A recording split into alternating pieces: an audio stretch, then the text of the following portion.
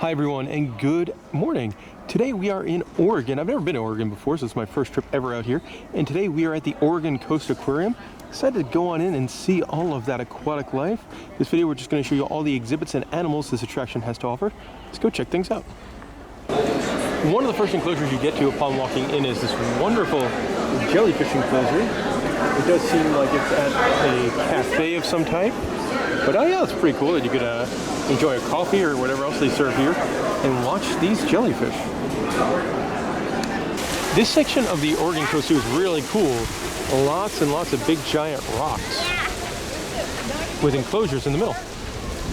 Inside one of the caves, you do have an enclosure for the giant Pacific octopus. Unfortunately not moving around. These guys tend to hide in corners or crevices, so actually you can see this one fairly well. Also, I would love to see the octopus playing with this hamster ball. That would make my day. That would. This big enclosure is for California sea lions.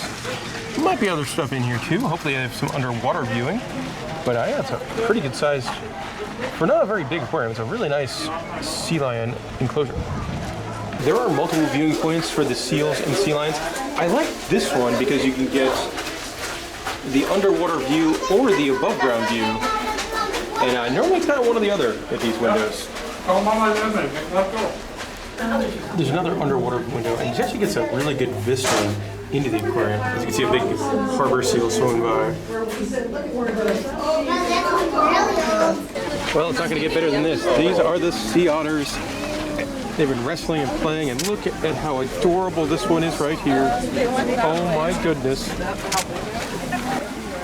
This is really cool. So there's a big outdoor aviary for all sorts of seabirds. No, those are puffins. Including the adorable puffins. We actually have one that's been sitting on an egg. Oh, nice. She's on the grass against puffins are a very, very neat animal. It is an open air aviary as well, so you get up close and personal with these birds. Okay, catch a little one.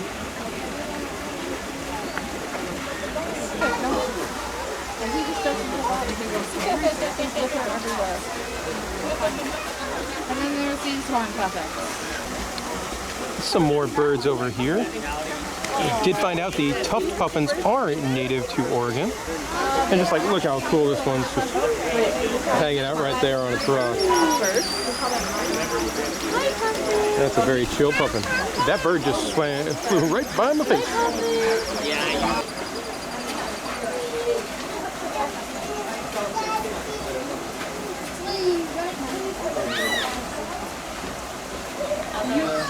There's the second side of the big aviary as well, and only one dude up here. We'll give some credit to the Oregon Coast Zoo. This is one of the larger aviaries I've seen in any zoo environment for puffins.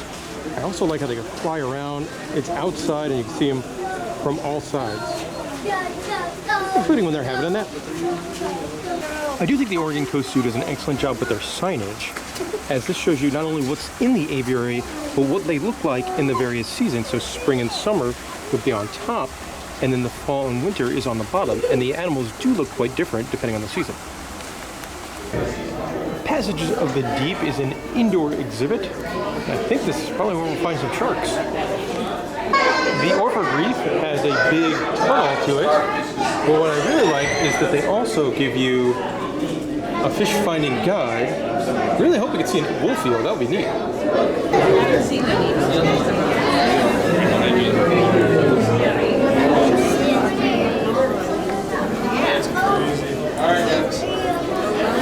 There it is, the wolf eel.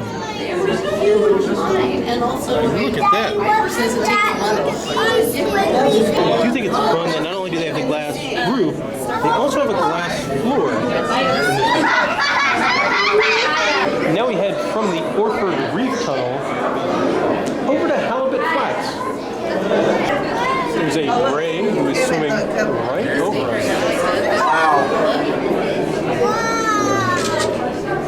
This enclosure does have a big shipwreck motif, so it actually kind of reminds me of the sea life aquariums if you've ever been to one of those.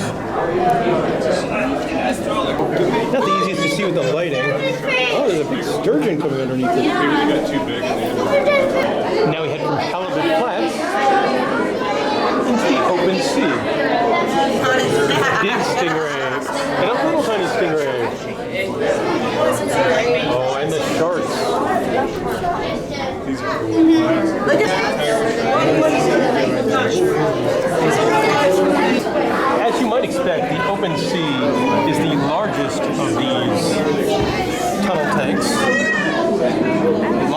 sharks. And you can spend some time in this one. Also like how sharks swum through the school of fish, and now they have all reformed. Bit of a minor nitpick with this being, I'm guessing, an older section of the aquarium. The lighting in here is not great. So you can sort of see the fish, and you get a lot of reflection. That one there is the largest species of shark in the enclosure, and what I was not familiar with, that is a 7-gill shark.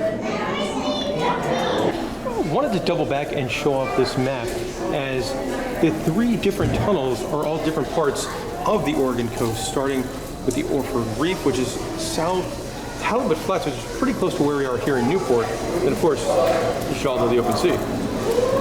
You don't see this in most aquariums. These are turkey vultures in a pretty cool enclosure. And I just learned, thanks to the sign, a group of turkey vultures is called a committee. This building is the Sandy Coast. Let's go see what's inside.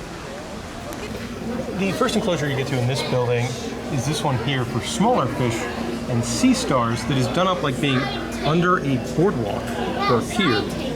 The sea stars are really neat. I believe this is kind of like a tides pool area. A couple interesting fish in here. There's a lot of those mossy Gonna have cactuses. that one there, and then there's a big old shrimp. Oh, is he the one that's Over done here. that? I think so. I think you're right. There's another one over there by that clear spot. This is a species I'm not very familiar with. Floating by is the bay pipefish. Obviously, you can see how it gets its name. Kind of mesmerizing to watch them all moving in different directions.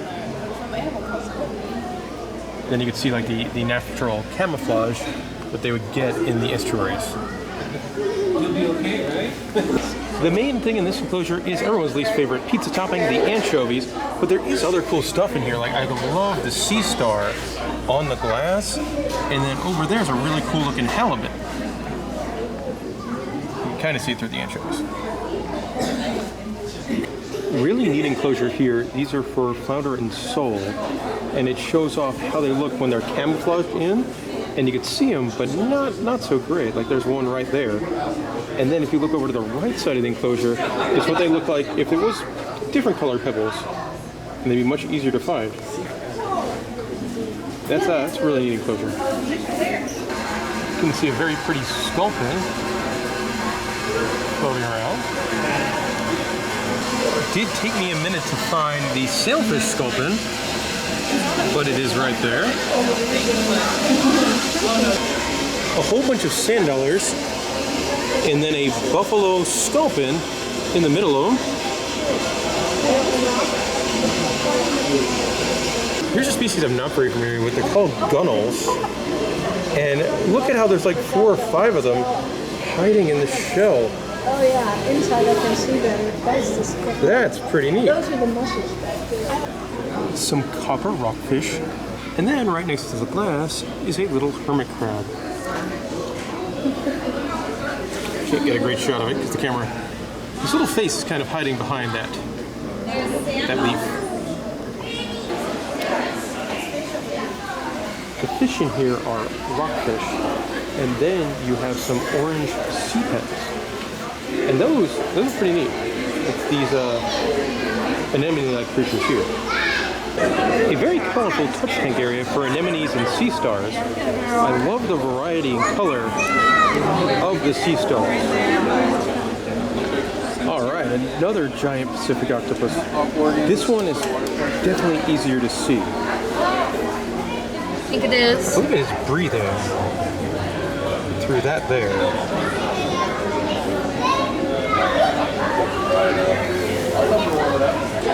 The Pacific spiny lumpsucker is so well camouflaged. I'm going to use the super zoom here to show you. What an adorable little fish. Species of crab also very well camouflaged. See him right there.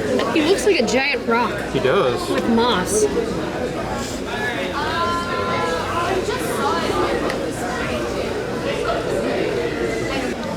One of it comes to giving fish fun names, hard to beat monkey face prickleback.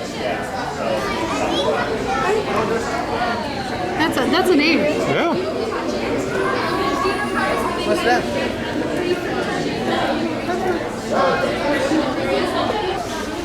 I always think crabs are neat.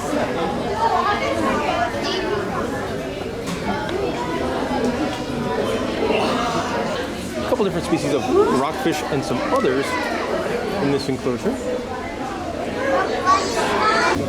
Now I'm not sure the name of this fish, but it's very neat. Assuming this is one of the larger species of sea stars. That is a sunflower sea star. These guys are hanging out, looking for attention in what is a very colorful enclosure.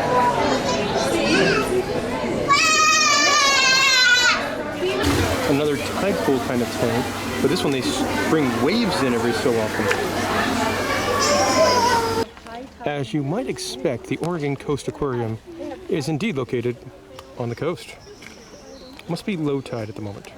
I do like how you learn so much about the native wildlife here. So you can see all the different seabird nesting sites and where they like to hang out, all up the coast.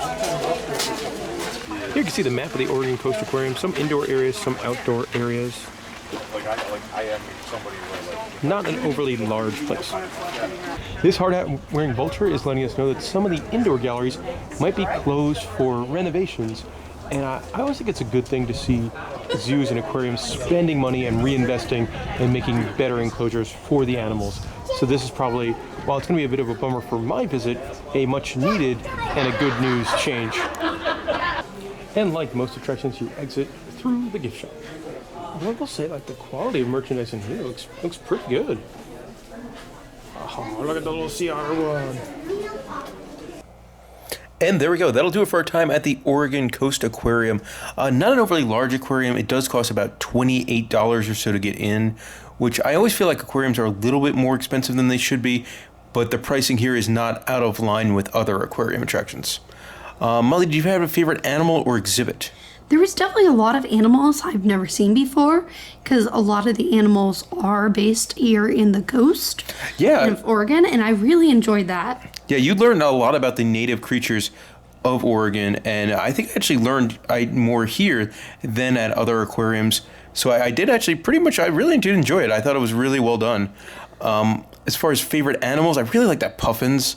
That puffin aviary was a lot of fun. For me, it was the otter. The otter was so cute so right against the glass. All right, if you have any questions about the Oregon Coast Aquarium, let me know in the comment section below, and thank you for watching this video.